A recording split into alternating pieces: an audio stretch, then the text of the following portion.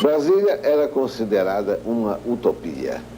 Nós estávamos acostumados a ver no mapa do Brasil um retângulo vermelho com os seguintes dizeres: futura sede da capital federal. Ninguém mais dava fé àqueles dizeres que vinham desde a proclamação da República.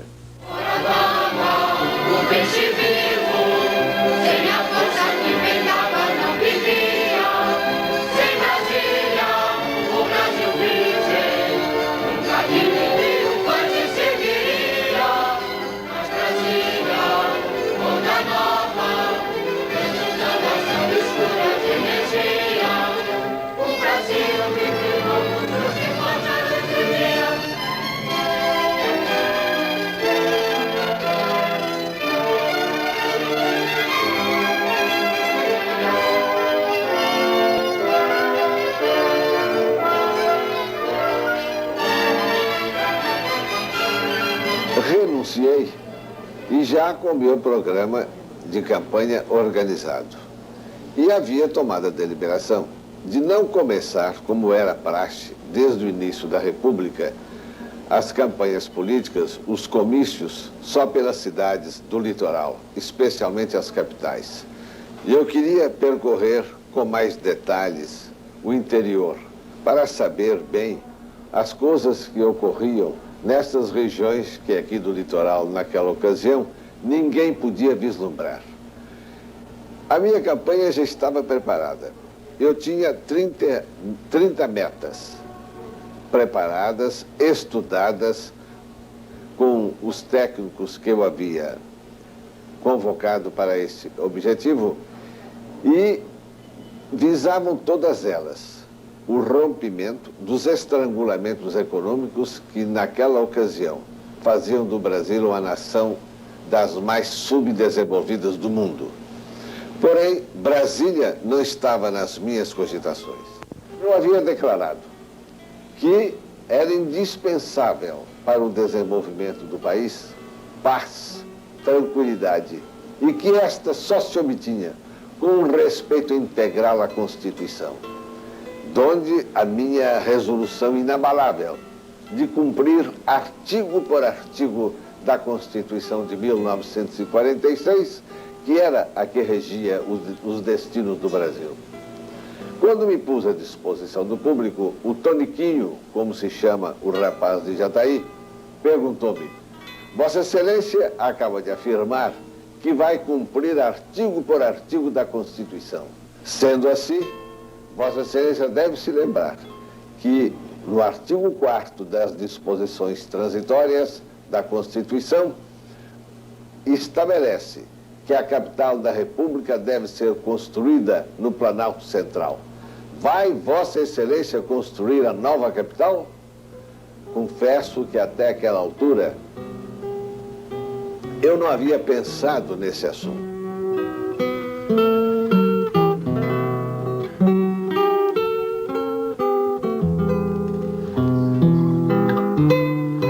Mas quando a Toniquinho me colocou o problema, eu pensei subitamente.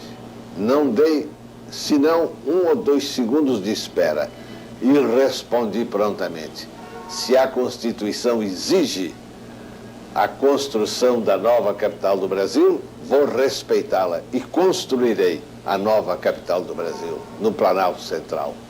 As minhas palavras foram coroadas de um aplauso ensurdecedor. Verdadeiro delírio da multidão que me escutava. É verdade, vou construir a nova capital. E assim o Brasil caminhará 50 anos em 5 de governo. E este passou a ser o slogan da minha campanha, que graças a Deus foi plenamente realizado, fazendo com que realmente o Brasil andasse em muitos setores, não apenas os 50 que eu anunciei, mas 1 ou 2 séculos.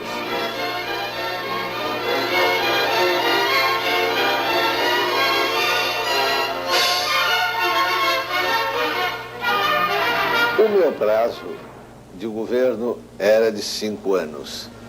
Para realizar Brasília, eu não podia perder 1 minuto sequer. E um dos problemas sérios era o de desapropriação dos terrenos destinados à construção da cidade. Mas também não poderia eu iniciar essa medida sem ter a lei do Congresso que me autorizasse a construção.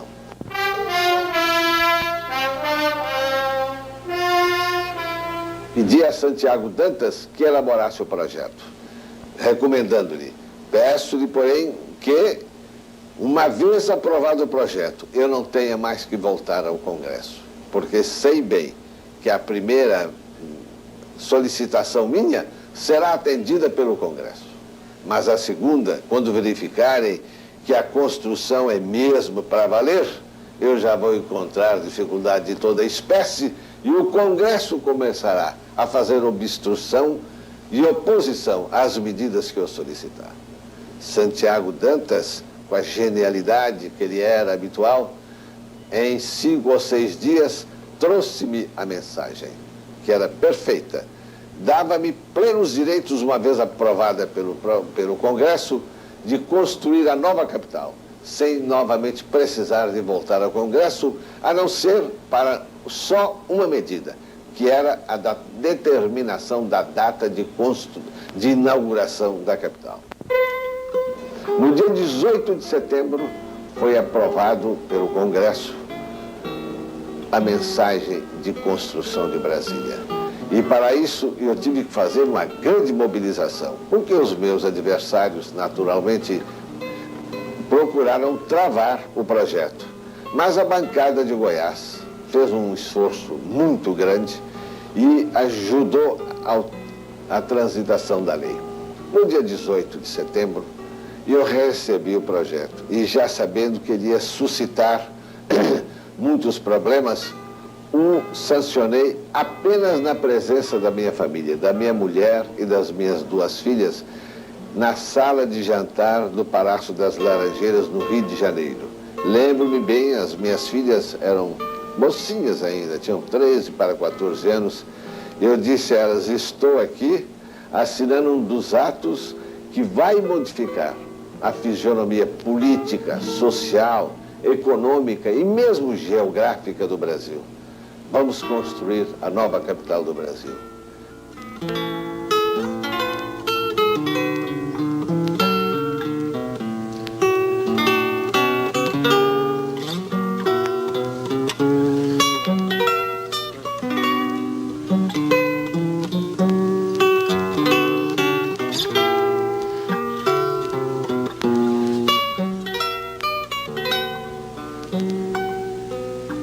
Eu nomeei logo que recebi a lei Israel Pinheiro, presidente da nova CAP. Ele foi um elemento de grande importância nesse sentido. E um outro também, logo no início, foi Bernardo Sayão.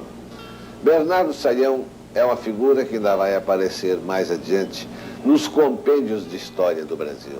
Era uma figura curiosa. Fisicamente, um atleta, um gigante. Era a imagem do velho bandeirante que enfrentava sozinho, com as suas forças físicas, todas as vicissitudes da natureza, todas as violências que esse Brasil imenso ainda oferece aos que o querem desbravar.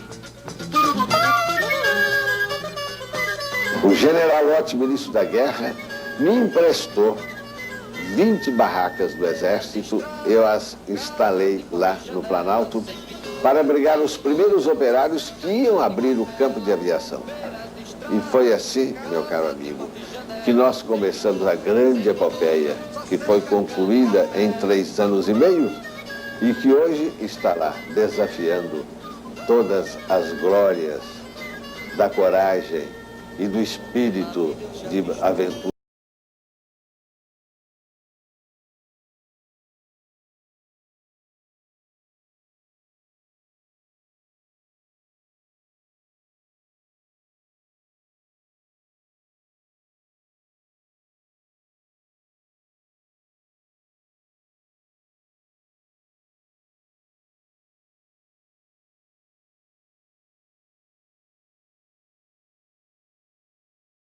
Chamei o Niemeyer e disse a ele, você vai ficar encarregado, Niemeyer, de traçar o plano arquitetônico da capital.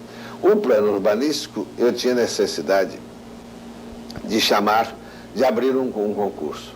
Quis até abrir um concurso internacional, mas aqui a Sociedade de Engenheiros, a Sociedade de Arquitetos fizeram um apelo, protestaram contra esta proposição minha, e eu então deliberei fazer um concurso só nacional, de artistas nacionais. E eles pediam um prazo de 6 meses. Eu dei um prazo apenas de 4 meses, porque realmente tinha pressa.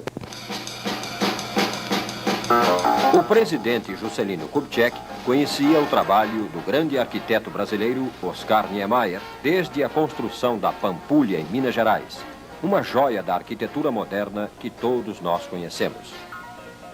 Além disso, Oscar já havia trabalhado com a figura extraordinária de Lúcio Costa.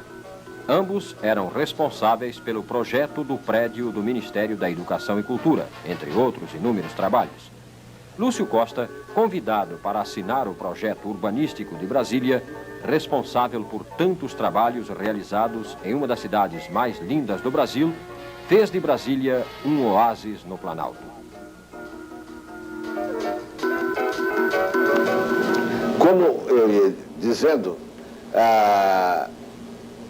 as dificuldades para se chegar até lá eram enormes. Não havia uma estrada, não havia uma ponte nos numerosos rios. Eu vou contar só um episódio para dar o sentido da grandeza das dificuldades. Nós tínhamos que levar para lá um gerador de energia elétrica, um transformador, que pesava 70 toneladas. Mas não havia uma estrada. Uma carreta para sair de São Paulo e ir até Brasília era uma grande aventura tão grave que eu chamei e pedi o batalhão de engenharia da cidade de Itajubá, batalhão de engenharia do Exército, para tomar assim o encargo, como se fosse uma operação de guerra.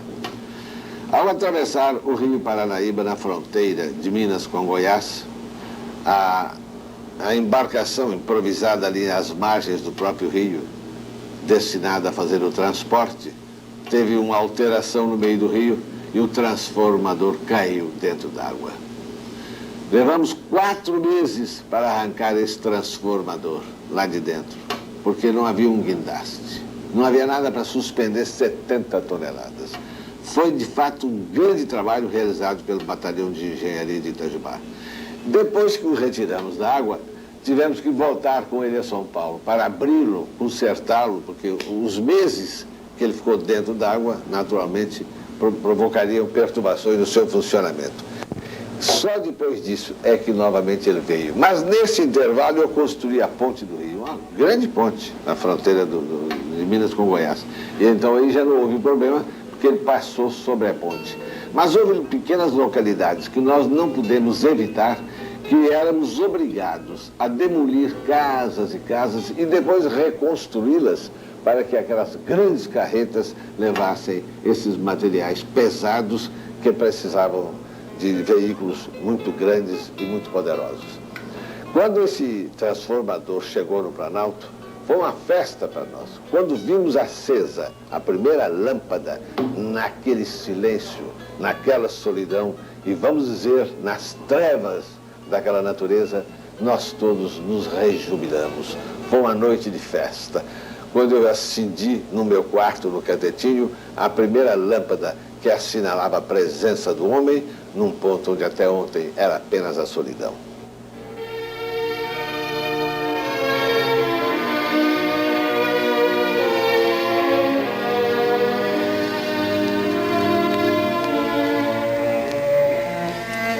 Havia uma curiosidade muito grande do Brasil para ver Brasília. Eu deliberei, então, no dia 3 de maio de 1957, de realizar no Planalto uma missa solene, lembrando aquela que foi celebrada quando Pedro Álvares Cabral chegou ao litoral brasileiro.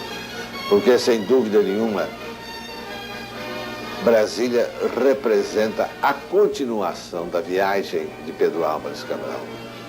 Ele chegou aqui no litoral e a ação da sua presença de Portugal foi o necessário para se conquistar uma grande faixa do Brasil. Mas essa outra faixa que está além de Brasília deve-se à construção de Brasília. Vamos celebrar uma missa. E convidei para celebrante o meu grande amigo, o cardeal Dom Carlos de Vasconcelos Mota, que na ocasião fez um brilhante discurso, no qual ele afirmava o seguinte: a construção de Brasília é o trampolim para a conquista da Amazônia. Palavras absolutamente proféticas, porque foi Brasília que possibilitou a construção da Belém Brasília no meu governo, da Brasília Acre ainda no meu governo, e depois nos governos que me sucederam, a Transamazônica, agora a outra que já estão construindo, a Santarém, Cuiabá, e a outra que virá também, que é a Manaus-Porto Velho. Todas essas estradas que estão rompendo a Amazônia, elas todas foram frutos da construção de Brasília. De modo que Dom Carlos viu com uma lucidez extraordinária a significação de Brasília. Esta foi, portanto, a primeira manifestação que houve no Planalto.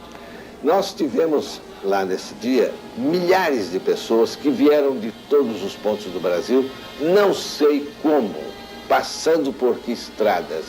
Chegavam lá de jipe, a cavalo, acampavam debaixo das árvores, debaixo dos caminhões, e foi assim, num espetáculo, e a maioria de avião, que nós pudemos celebrar a primeira festa naquela região.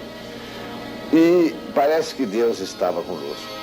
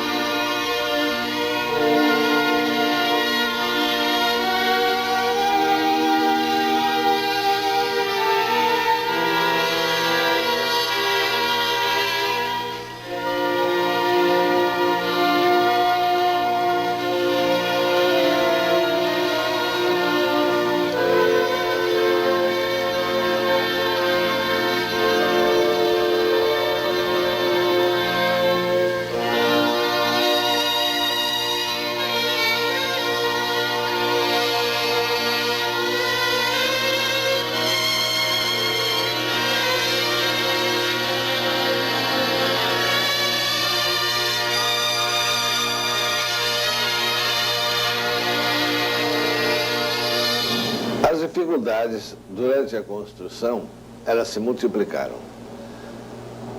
Logo que a notícia circulou pelo Brasil, começaram a afluir a Brasília milhares de pessoas. E eu me lembro que um dia chegaram 5.000 pessoas em Brasília, procurando serviço. Vinham do Nordeste. O Nordeste não tinha ainda a Sudene, que o está ajudando a se redimir. A miséria era tremenda. E os paus de arara, como na ocasião se chamavam, se multiplicavam pelos caminhões e vinham atravessando o cerrado, saltando os rios, quase carregando os caminhões nos próprios braços para chegar até Brasília. E ali nós tínhamos que recebê-los de qualquer maneira e dar trabalho.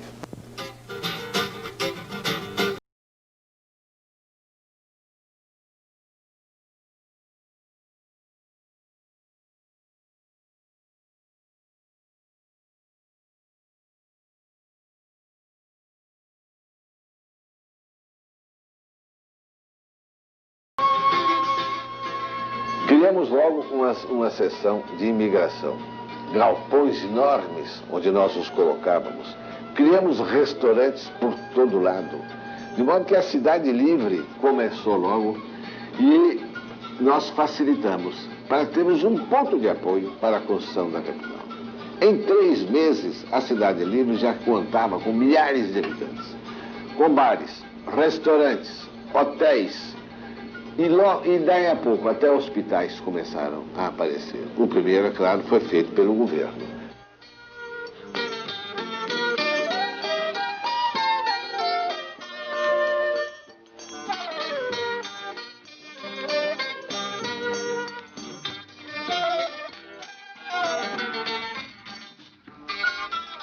Mas os paus de arara, os nortistas que vinham e que foram um fator decisivo na construção de Brasília, porque sabiam trabalhar com uma inteligência privilegiada, que eles em poucos dias aprendiam as tarefas mais difíceis. Esses homens passaram a se chamar uns aos outros de candango.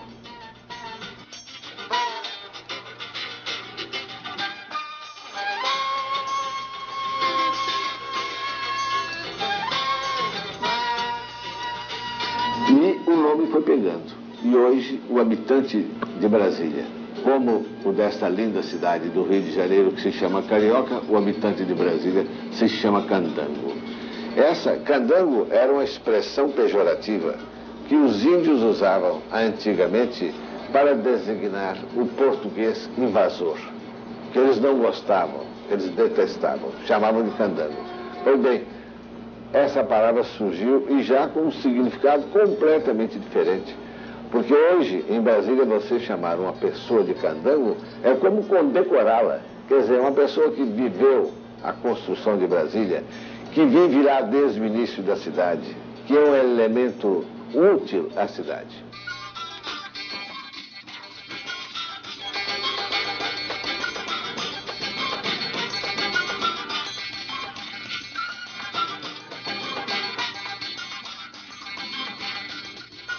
Durante a construção de Brasília, além das dificuldades inerentes à natureza daquela obra, o presidente Juscelino Kubitschek teve que superar as tremendas acusações vindas da UDN, inclusive da bancada mineira, contra a execução daquele projeto. Na época dizia-se: vamos dar esse projeto ao Juscelino, porque no fim do governo nós cobraremos, e ele terá que enfrentar enormes dificuldades diante da nação. Insistia-se muito no fato de que todo o material era transportado por avião. Ora, e nós perguntamos, existiria outra maneira?